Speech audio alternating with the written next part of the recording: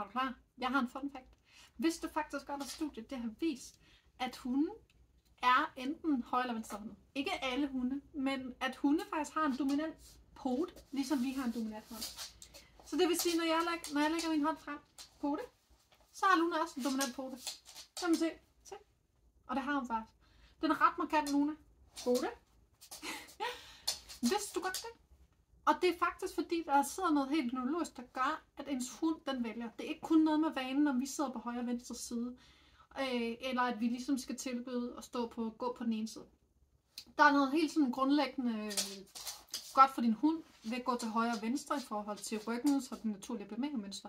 Men det med, om din hund er højre og venstre hånd, det ligger faktisk op i hjernen, ligesom det gør med mennesker. Så se, de er meget mere lige os, end vi lige tror.